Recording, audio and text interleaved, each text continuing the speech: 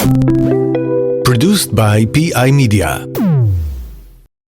Dan Bar Shalom is a programmer of 20 years. He worked in a few companies, and in one of them, LivePerson, he came across a developer he really liked. So I'm Itai Chejanovsky. So when I came to LivePerson before I was at Wix, Dan was one of the interviewers, and I found him to be very inspirational. It's like an interview that when I finished it, I went home inspired and said, I want to work at this company. And Dan was one of the reasons. I actually interviewed him there and recruited him, not to my own team, but got him to the company.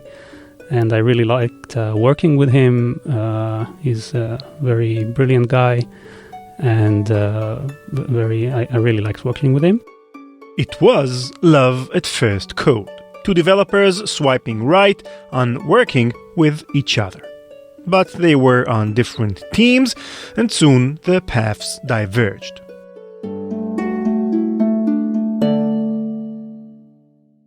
I joined Wix about 4 years ago. I joined the Platformization team as its first architect, and I was set to actually start the whole process of platformization in Wix.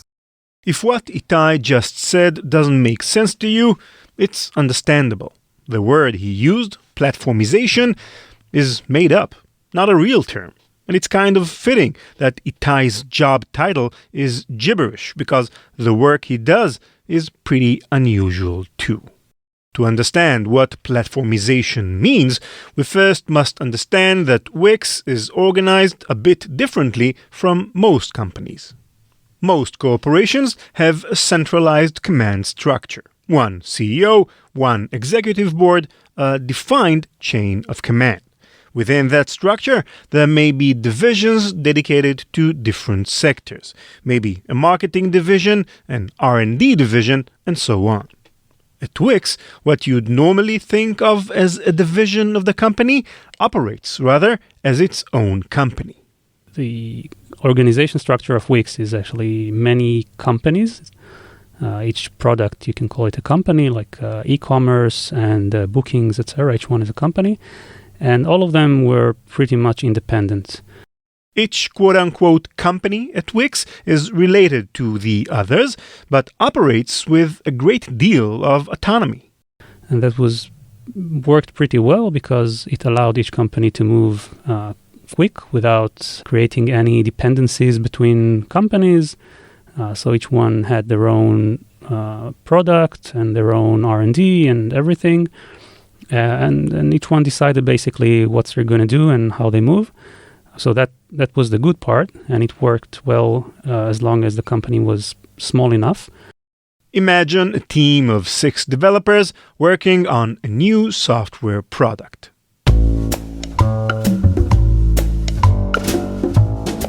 If everyone works around the same table in one room, you're bound to have great collaboration, with ideas bouncing off the walls and each person helping one another. But you might get less work done when everyone's hanging out. 2 or 3 people talking about one thing might distract the others trying to work on their own thing. You could put each developer in a separate room and they'll be highly productive. With quiet, no distractions, and no worrying about who's looking over their shoulder, you'll get some amazing work done in little time. But you lose some element of collaboration in the process. Each team member knows less about what the others are doing, and things which could have been hashed out in an argument instead go unsaid, and the remnants of that lack of communication make their way into the code. And the cost of this became pretty high because you realize that each company needs the same set of things. So they all need billing, and they all need things like coupons and checkout and chat and other things. And because of this independence, each one of them developed it independently.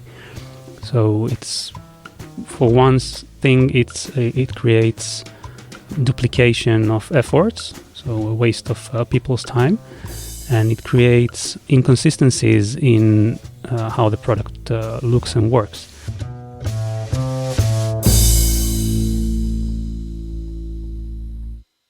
When Wix was a small organization, dealing with each company's idiosyncrasies wasn't too big of an issue.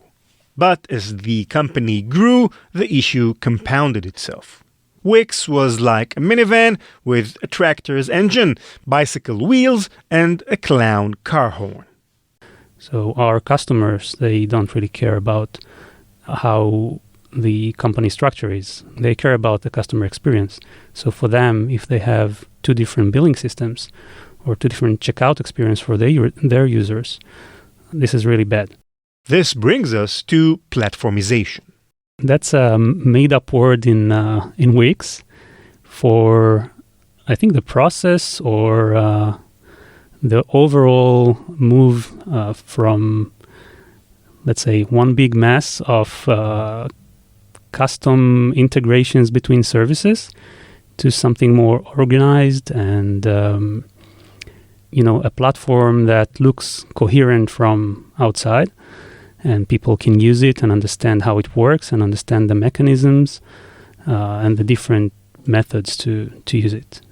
Now you understand what Itai moved to Wix 4 years ago to do, and why doing it probably wasn't going to be easy. So the first part was defining how we want to tackle platformization with the server in the system. After that, what we started doing is reviewing APIs with the different companies. So at that point, I was reviewing like tens of APIs alone by myself, which wasn't really scalable. Itai was trying to do platformization for an entire corporation across many companies, basically on his own. So it was a tough time. Meanwhile, Dan Bar Shalom was still finding his way in the startup space with varying degrees of success. After a few years after I left and the two startups, I was looking for a job. Dan was told about a job opening at Wix for platformization. I think they were looking for maybe a few months or even maybe 6 months. It is very hard to find someone for this position, and it's pretty hard to recruit someone because on one hand you need very experienced people that can overlook the different aspects of the system and connect the dots on a very wide range of technologies and products. And on the other hand, it's kind of you're not managing anyone.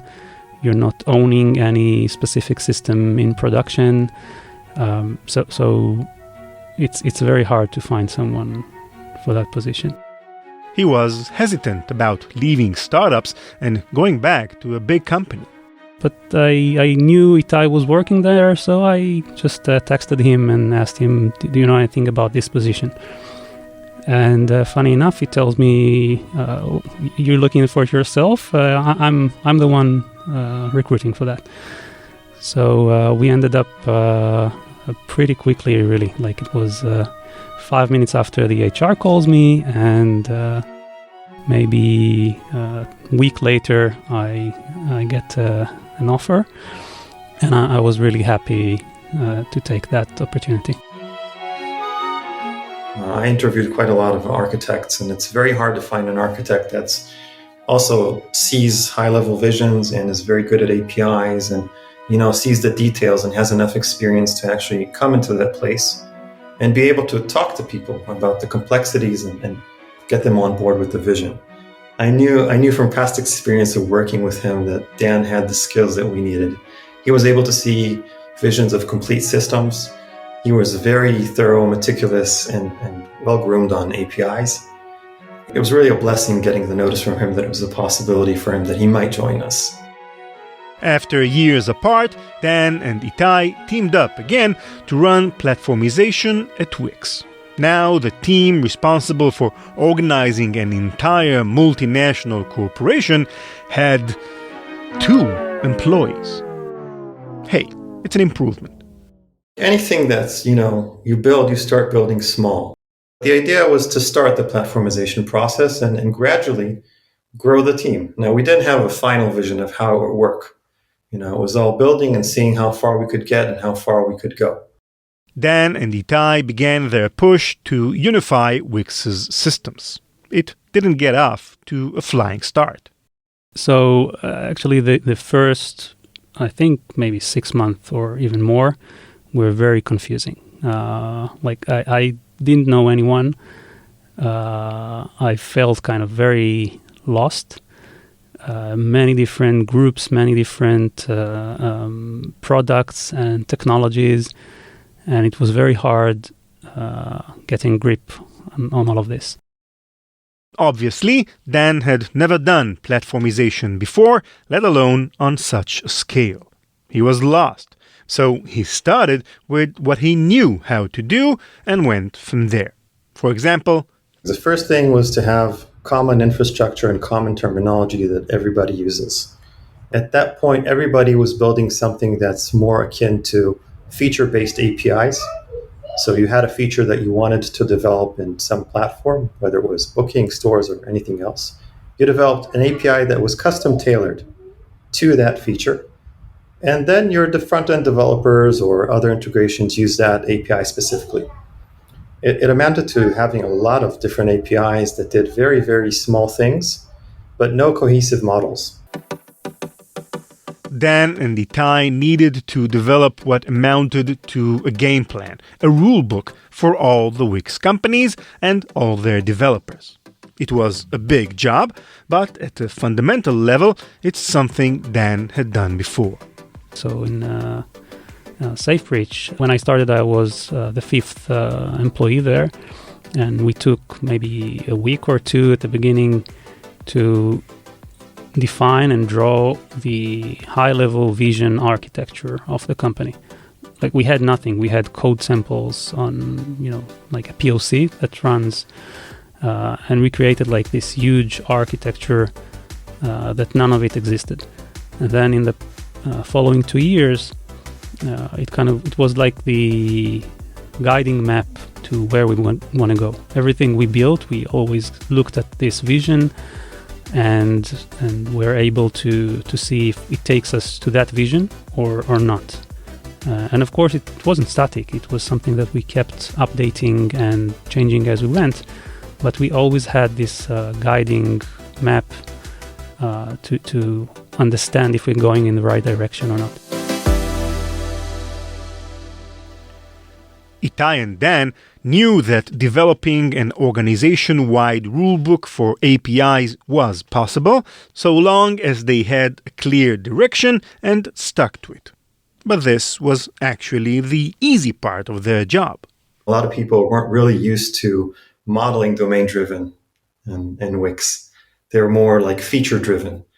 And it not only took the review part, but it also took the convincing part and, making sure that everybody understands the premise and agrees with it. Dan and Itai could come up with whatever rules and guidelines they wanted, but then they'd actually have to get everyone on board.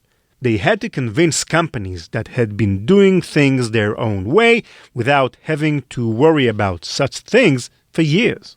They had to fly to different countries to talk with hundreds of developers, people with their own preferences, quirks, and needs. Have you ever tried to convince more than 2 or 3 people of anything? How about getting hundreds of people to agree on one thing? Just the thought of it makes me sweat. What's harder, programming software or dealing with people? Dealing with people obviously is much harder. It's like you don't know how the brain works, so it's harder to program. You can't program people, right? You need to find your way to them. And computer just does whatever you tell it to do. Dan anticipated this quote-unquote human challenge. But in a way, he'd been preparing for it for years, ever since he left Intel as a young, sprightly engineer.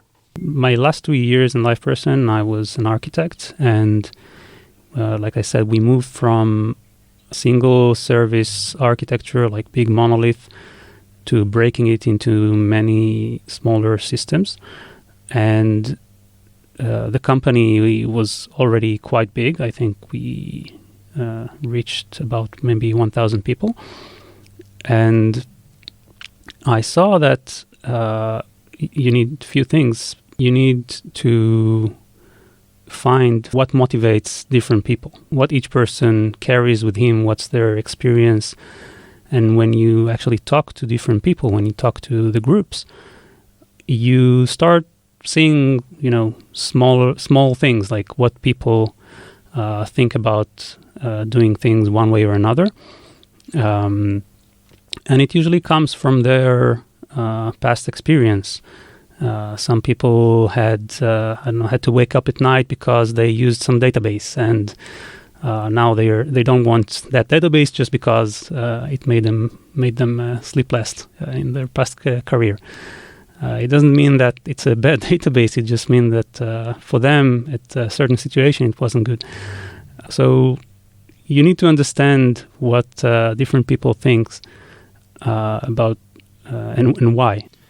If the platformization team could understand their developers' needs and, crucially, the basis for those needs, they could create a system that actually makes everyone's life easier, rather than one that would feel restrictive or fundamentally change how the developers liked to work. I think most developers that I worked with are very logical human beings. So if you have a good argument for or against something, usually you can get to an agreement. Or at least if you try to understand the logic behind what people say, then you can get to an agreement. You need to work for that. You need to actually listen and not just, shout your opinion. You can't boss them around and tell them what to do. And anyway, even if you are their boss, it's not the right way to go. You need to create that same alignment we talked about and make them see why do things in a certain way. The longer he stayed, the more Dan realized that platformization wasn't really about the APIs. It was about the people who used them. So I basically followed Itai. So I just shadowed him. We went together to all the meetings, met all the people. He was very good at introducing me to everyone, giving me the, my place and taking things. And I think gradually I felt more and more comfortable. And also, the more people know you and the more there is trust between you and other people, then people start listen to what you say. It took many, many days, many conversations, arguments, flights to Kiev and Lithuania and back. Dan and Itai met with more developers in a few months than most people meet in their lifetimes. And they couldn't just talk, they had to listen and understand basically everything going on in every corner of the organization. When you have conversations with teams and with product people as well, you need to kind of be able to quickly dive into the different products. And you need to be able to quickly dive into these areas and ask people the right questions and what's the business motivation for the product to do one thing or another and support one thing or another. So I think that's a quality you need to develop or have in order to be able to work with wide range of groups. My job title is kind of APIs, is to work on APIs. But you can't have a conversation about APIs without understanding the underlying technologies that make them work. It's all connected. So you need to be able to talk about different technologies. Some of them maybe you're more familiar with, and some of them you need to get familiar with. Finally, after all their prep, they were ready to actually build something. So the first thing we started doing is looking at how we want things to actually work. The processes become more defined. This is something that we really worked hard on the last years to define processes. Building authorization and authentication systems which are standard inside of Wix and outside of Wix. The second thing was to try and define an API language. So how you create a new API, what's the right process for it?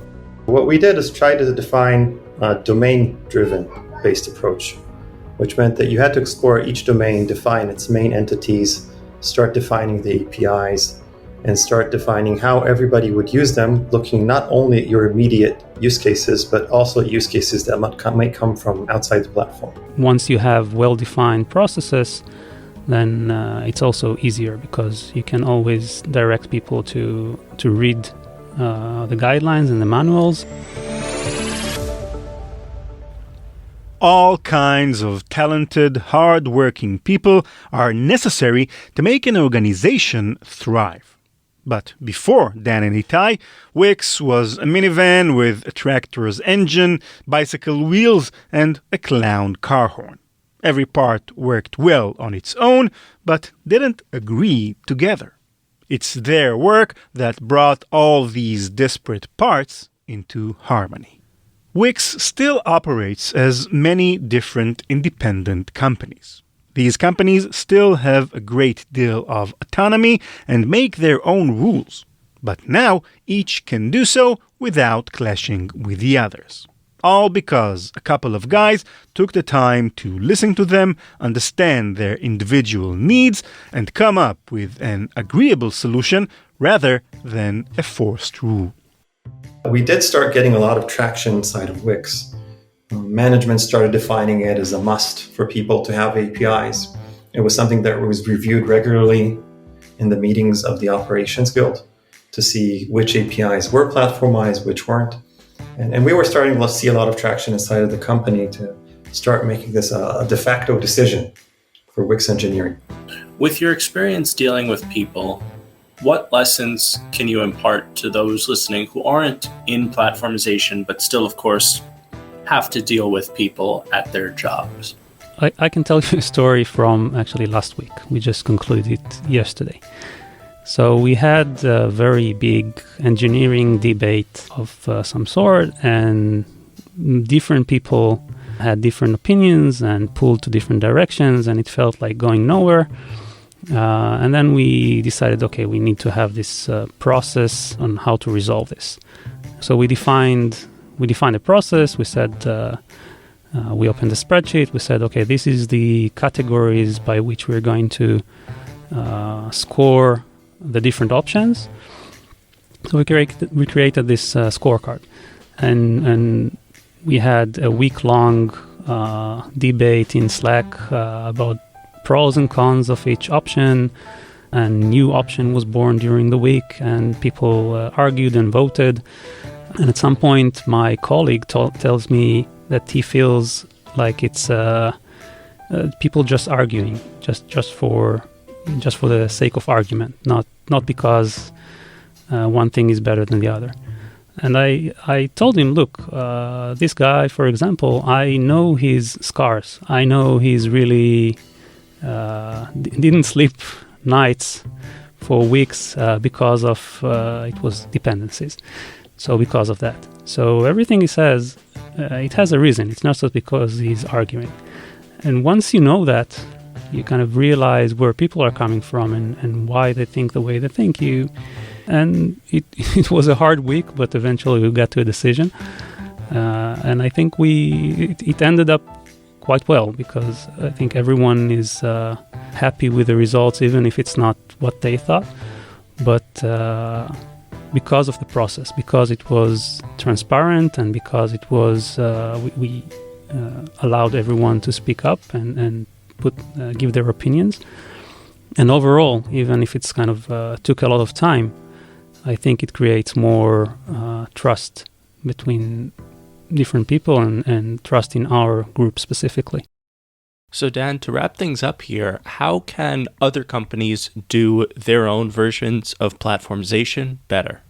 Right. So key to all of this to succeed is that the management will be a driving force managers or management is used to ask people, what about this feature? What about this new capability?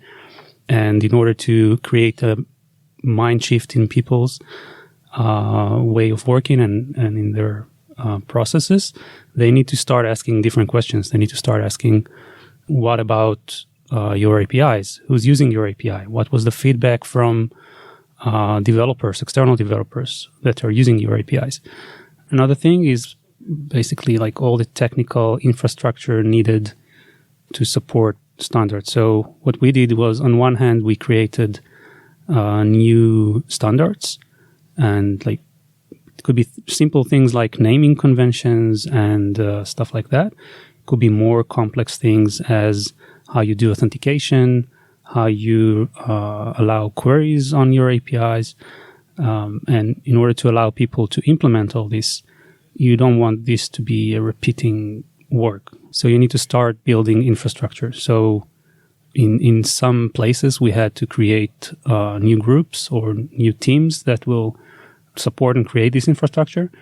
And this is alongside the teams that are actually using it. And what resources can you give your people, your developers, to help make their lives a little bit easier in all this? Right. So we indeed write a lot of new guidelines and a lot of things that people have to follow. It's hard to remember. And even if you do, it's not always easy to follow. Sometimes you're missing some infrastructure. Sometimes you have deadlines that you have to keep. So some things are on the enforcement side. So you have to block people from releasing things if they're not according to guidelines. Obviously, not on every little thing you will block someone, because you do want to allow the business to move on. But some major things that you decide are you have to enforce them. Right now, for example, we're building some tools that will run during the CI process, and they will be able to break builds if you're not conforming to some of the guidelines. And finally, from a business standpoint, not just an engineering standpoint, how do you persuade the decision makers at the company?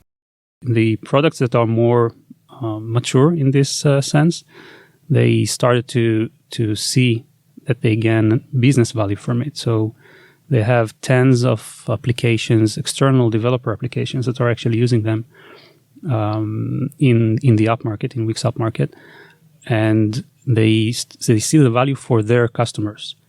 And customers are now getting features that they would never get to develop themselves.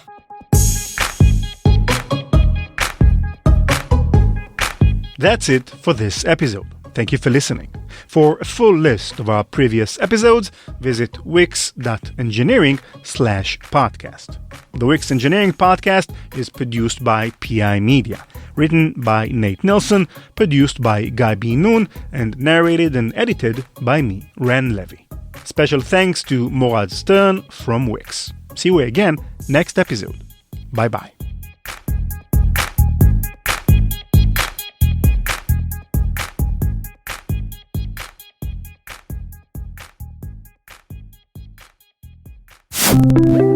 Produced by PI Media.